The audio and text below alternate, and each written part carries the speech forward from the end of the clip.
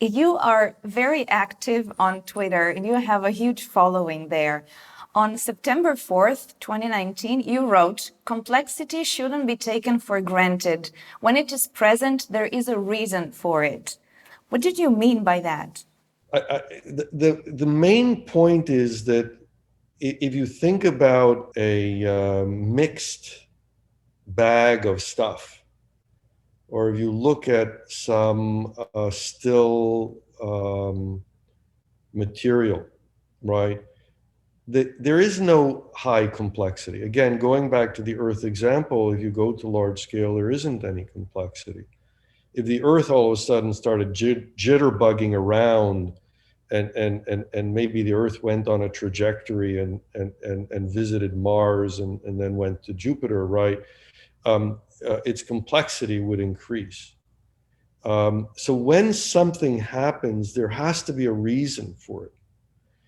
And in systems that we observe, there are these two different behaviors. There's the movement of the system as a whole, and then there are the internal movements of the system.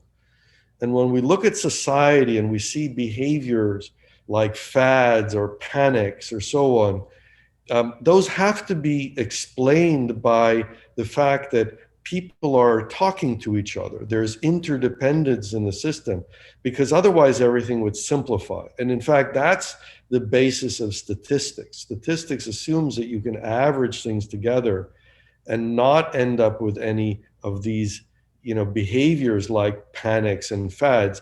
Statistics as a discipline doesn't have the tools, as we talked about a moment ago, to describe fads, panics, market crashes. And that's why in traditional economics, you actually cannot describe it.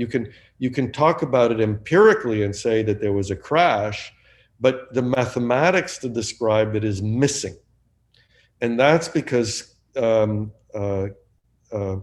economics has been based upon the mathematics of statistics and calculus, and doesn't have yet incorporated into it the tools of complexity science, except for in particular limited places where people have started to tease out how the understanding of the mathematics of complex systems influences economic behavior.